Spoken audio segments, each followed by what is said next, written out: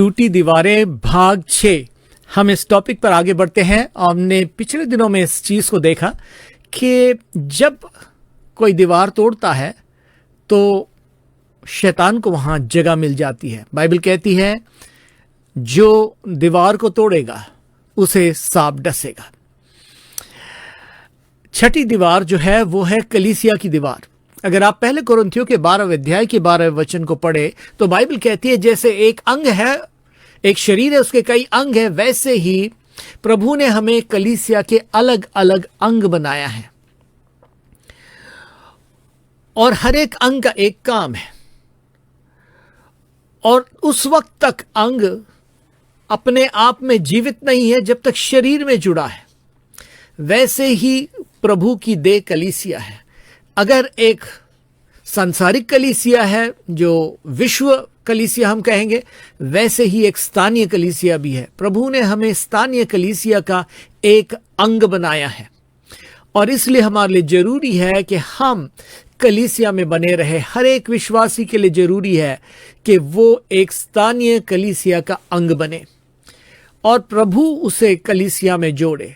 हम अपने आप को कलीसिया में नहीं जोड़ते, प्रभु हमें कलीसिया में जोड़ता है।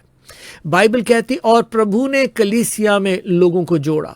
प्रभु है जो हमारे जीवन में हमें जोड़ता है। बाइबल कहती पहले भजन में, वो मनुष्य धन्य मनुष्य है जो अपने ऋतु में फल लाता है, जिसके पत्तियां मुरझाती नहीं। उसके विषय में यह लिखा है वो बहते हुए नालियों के किनारे लगाया गया है।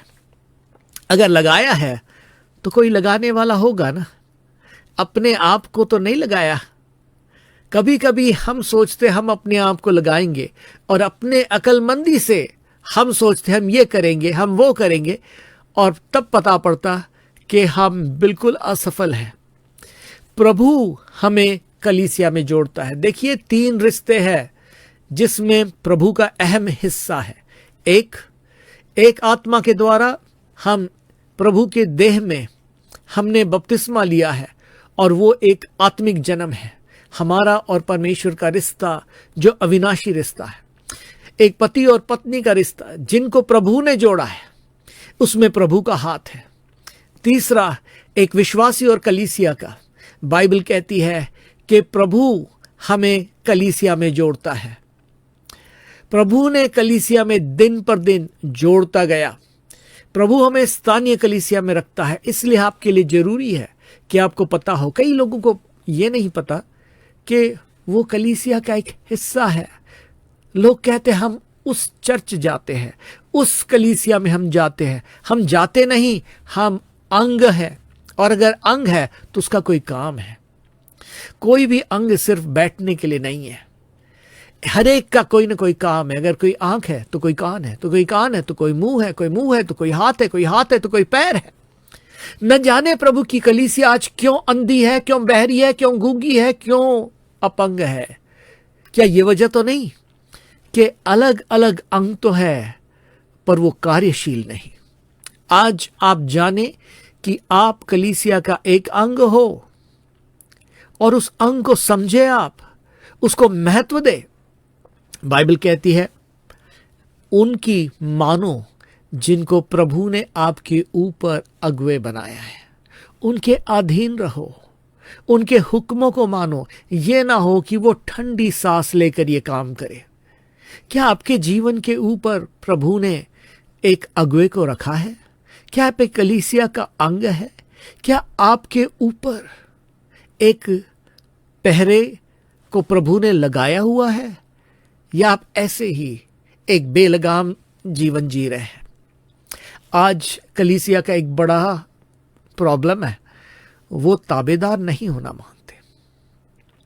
जो अधिकार के नीचे रहना नहीं जानता वो कभी भी अधिकार के लायक नहीं होगा। He who does not know to be under authority can never be in authority. आप एक निजी कलीसिया का अंग हो। बाइबल कहती है इब्रानियों 10:25 में कि जैसे जैसे प्रभु का आने का दिन हम निकट आता देखे, वैसे वैसे संगति में हम आगे बढ़े, और ऐसे ना हो जैसे कुछ की रीति है कि वो संगति से पीछे हट जाते। कभी संगति में हम थे पर अब नहीं। आज मैं आपको कहना मांगता हूं, संगति आपके जीवन में सुरक्षा की एक दीवार है। पहले पत्रस के 5वें अध्याय के 5वें वचन में बाइबलियां कहती है कि तुम में से जो जवान है वो उनके जो प्राचीन है अधीन रहो। इस प्रकार तुम एक दूसरे के अधीन रहो। प्रभु ने कलीसिया में इसलिए प्राचीनों को रखा है, इसलिए अगुओं को रखा है, ताकि वो हमारे जीवनों की निगहबानी करे। प्रिय भाई, प्रिय बहन, बाइबल कहती है सब उपदेशक उसके 4 अध्याय के 9वें और 10वें वचन में 2 एक से बेहतर है। अगर एक गिरेगा तो दूसरा उसे उठाएगा। कभी भी ये ना सोचे मैं हमेशा बहुत आत्मिक रहूंगी, मैं बहुत ही प्रभु में पक्का हूं या पक्की हूं। जी नहीं, हम में से हर एक के जीवन में अगर ऊंचाई है तो उतार भी है, अगर चढ़ाव है तो उतार भी है। और इस वजह से हमें एक दूसरे की जरूरत है ताकि हम एक दूसरे को संभाल ले। हाय उस पर जो गिरे और अकेला हो, क्योंकि उसको उठाने का कोई नहीं। गलतियों के 6वें अध्याय के पहले वचन में बाइबल कहती है अगर तुम में से कोई किसी गलती में गिर भी जाए तो जो समझदार है, जो आत्मिक है, उसे उठा ले। अपने तरफ ध्यान करते हुए कि हम भी गिर सकते हैं। प्रिय भाई, प्रिय बहन, प्रभु ने हमें कलीसिया में जोड़ा है। आप कलीसिया का एक अंग है और प्रभु आपको इस बड़ी दीवार में सुरक्षित रखे और आपके जीवन के कलीसिया रूपी दीवार में दरारें ना हो। आज गौर कर अपने जिंदगी की तरफ। बाइबल कहती है जो दीवार को तोड़ेगा उसे सांप डसेगा, और बाइबल कहती है और शैतान को जगह मत दो। मेरी प्रार्थना है कि प्रभु आपको सुरक्षित, मजबूत रखे और आपके जीवन में सुरक्षा की दीवारें मजबूत हो। प्रभु आपको बहुत बहुत आशीष दे।